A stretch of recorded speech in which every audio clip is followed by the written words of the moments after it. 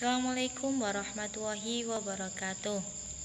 Saya Risa Amalia Nursoleha, NIM 060403200096, Prodi Manajemen Pendidikan Islam. Di sini saya akan menjelaskan plagiarisme atau disebut plagiat. Bagaimana terminologi plagiat? Berdasarkan Peraturan Menteri Pendidikan Nasional Republik Indonesia Nomor 17 Tahun 2010 tentang pencegahan dan penanggulangan plagiat di perguruan tinggi. Apa itu plagiat? Plagiat merupakan perbuatan secara sengaja atau tidak sengaja dalam memperoleh atau mencoba memperoleh kredit atau nilai untuk suatu karya ilmiah dengan mengutip sebagian atau seluruh karya dan atau karya ilmiah pihak lainnya diakui sebagai karya ilmiahnya tanpa menyatakan sumber secara tepat dan memadai, serta disebut penjiplakan atau pengambilan karangan, pendapat, dan sebagian dari orang lain dan menjadikan seolah-olah karangan dan pendapat sendiri. Plagiat dapat dianggap sebagai tindak pidana karena mencuri hak cipta orang lain. Pelaku plagiat disebut sebagai plagiator. Ruang lingkup plagiarisme. Berdasarkan beberapa definisi plagiarisme, berikut ini diuraikan ruang lingkup plagiarisme. Yang pertama, mengutip kata-kata atau kalimat orang lain tanpa menggunakan tanda kutip dan tanpa menyebutkan identitas sumbernya. Yang kedua, menggunakan gagasan, pandangan, atau teori orang lain tanpa menyebutkan identitas sumbernya.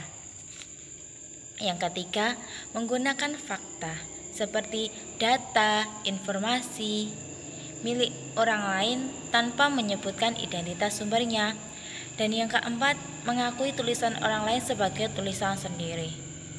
Yang kelima, melakukan parafrase atau mengubah kalimat orang lain ke dalam susunan kalimat sendiri tanpa mengubah idenya, tanpa menyebutkan identitas sumbernya.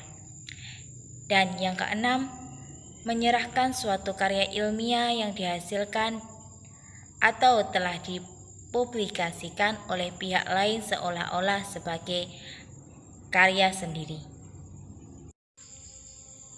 Tipe-tipe plagiarisme.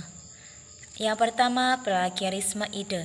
Tipe plagiarisme ini relatif sulit dibuktikan karena ide atau gagasan itu bersifat abstrak dan berkemungkinan memiliki persamaan dengan ide orang lain, atau ada kemungkinan terjadinya adanya dua ide yang sama pada kedua orang yang berbeda. Yang kedua, plagiarisme kata demi kata. Tipe ini serupa dengan slavish copy, yaitu mengutip karya orang lain secara kata demi kata tanpa menyebutkan sumbernya. Plagiarisme dianggap terjadi karena skala pengutipannya sangat substansial, sehingga seluruh ide atau gagasan penulisnya benar-benar terambil. Plagiarisme seperti ini banyak dilakukan pada karya tulis puisi. Yang ketiga, plagiarisme atas sumber.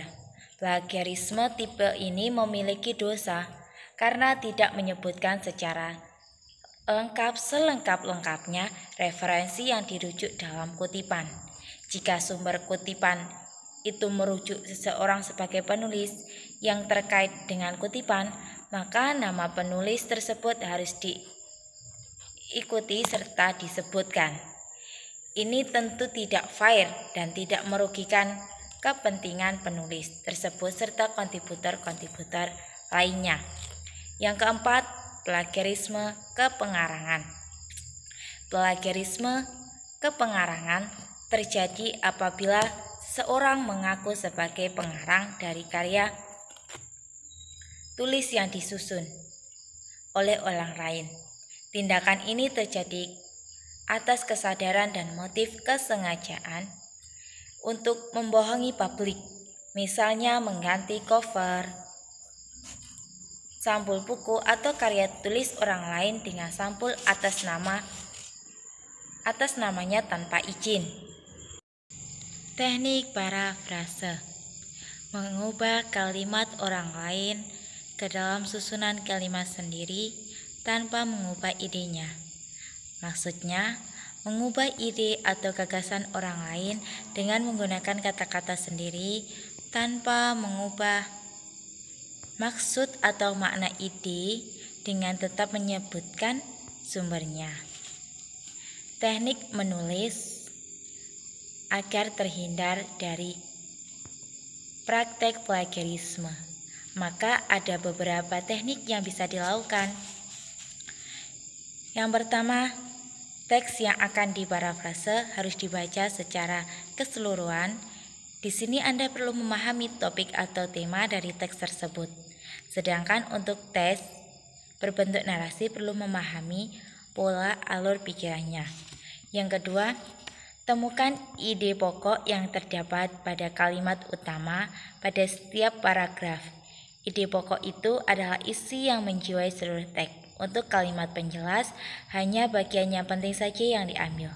Kalimat utama adalah kalimat yang menjadi inti dalam sebuah paragraf.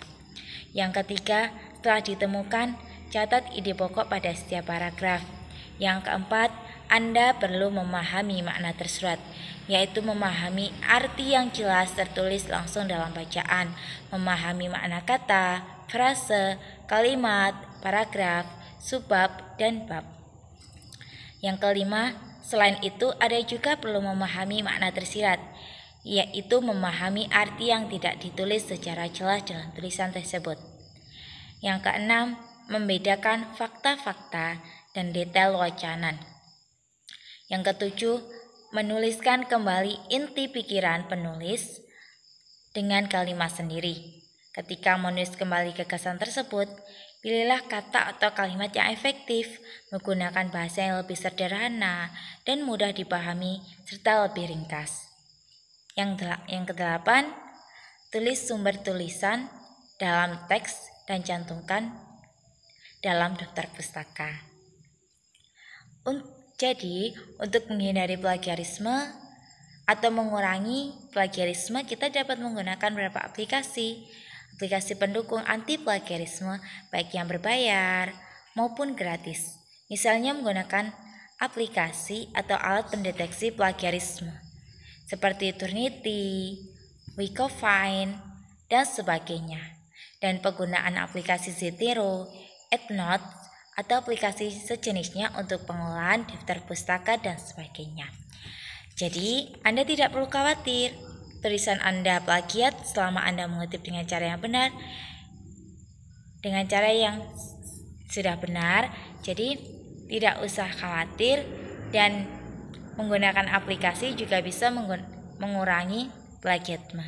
Sekian dari saya akhiri. Wassalamualaikum warahmatullahi wabarakatuh.